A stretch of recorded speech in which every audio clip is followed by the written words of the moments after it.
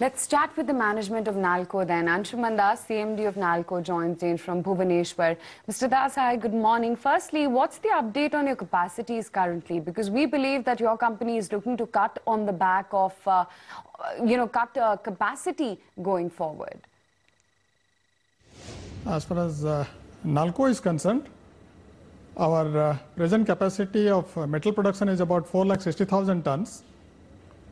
And as far as the alumina refinery is concerned, our capacity is 22.75 lakh tons. And we have equivalent capacity to support this refinery in our bauxite mines.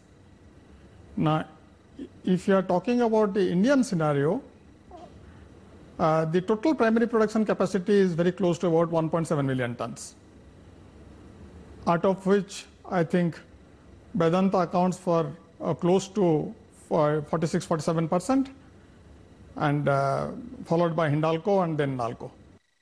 Right, Mr. Das, so how many ports are currently operational, and what is the capacity that the company currently is operating at? Actually, the total number of ports available in the company are about 960 ports, out of which we have been operating about 835 to 840 ports. We have just few days back taken a decision that will shut down another 60 ports and will go down to a level of about 770, 775 number of ports. See, about couple of variation in the number of ports always takes place. About 5 ports extra, 5 ports less always takes place, because this is the standard operating practice. But we'll be shutting down about 60 ports, to make it simple. So, Mr. Das, what is the company doing to correct this issue of rising power and coal costs? In fact, this is the reason why we are shutting down ports. As you know that whatever power we produce out of the FSA coal, which we get from the Coal India, which you call the linkage coal, with that coal, whatever power we produce for eventually producing aluminium, that supports our cost of production and we can make some profit out of it. But the moment you are adding high cost coal to produce power, whether it is the e-auction coal or whether it is imported coal, the cost of production of power is becoming prohibitive, and the present level of aluminium prices are not supporting the price. So because of this, we have decided that we will try to produce less metal rather from whatever coal is available from the linkage source, and maybe add about 5 to 10% of additional coal from other sources. Mr. Das, can you give us some more clarity on the partnership with GMDC and the new plant that the company is going to construct? And by when can we expect the final agreements to be signed? Actually, as you know that with GMDC, in collaboration with GMDC, we are intending to set up a alumina refinery in Gujarat. It will have a capacity of about 1 million tons. There will be 2 streams operating. And presently, we are in the process of signing the bauxite supply agreement and the project agreement. Both these agreements have been seen by the board of NALCO and the board of GMDC also. There are I can say about 80% of the clauses in the contracts are more or less agreed by both the boards. There are few clauses which needs to be reviewed by both the boards, and we'll have to come to a conclusion. I hope that all these things will get over in next about 1 month's time.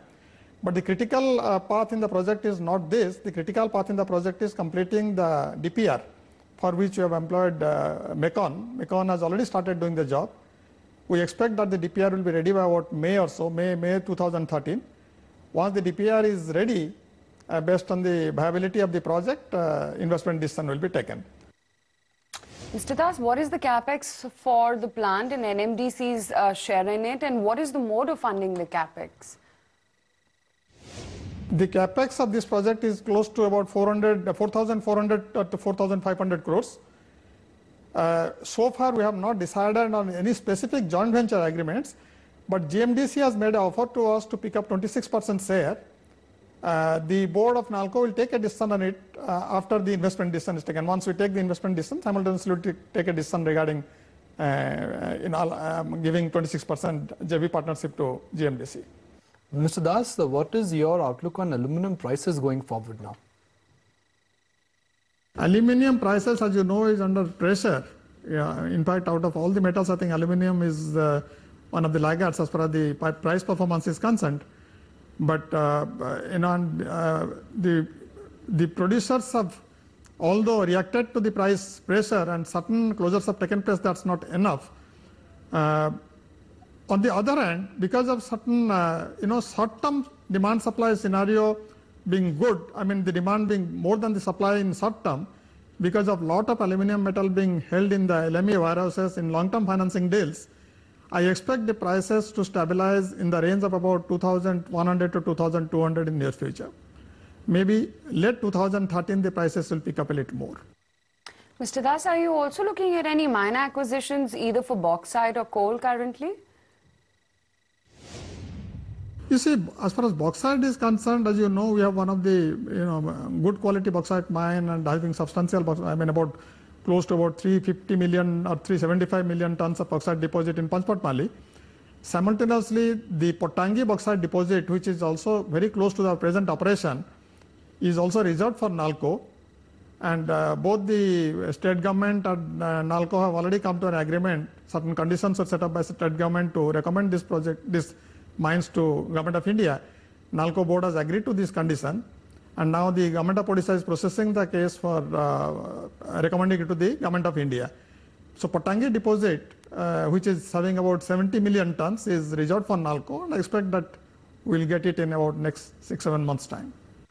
Mr. Das, analysts who track your company also believe that it will be few more quarters before the company will be able to come out of issues of fall in production and rising cost and financials.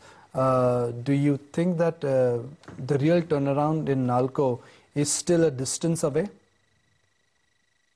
The financials of next 2 quarters will be affected because of, actually it's like this, the financials of next 2 quarters is going to be better than the financials of first 2 quarters on an average. That much I can tell you. But because as you know, the Q2 financials were very bad because of certain problems because of heavy monsoon, wet coal, and a lot of import of power. So we had a lot of problem in second quarter, and the financials were bad. In fact, our net profit came down to single-digit figure. So as compared to that, the Q3 and Q4 performances will be much better. And moreover, once we take this shutdown of 60 ports, once we conduct that exercise, I think the financials will further improve.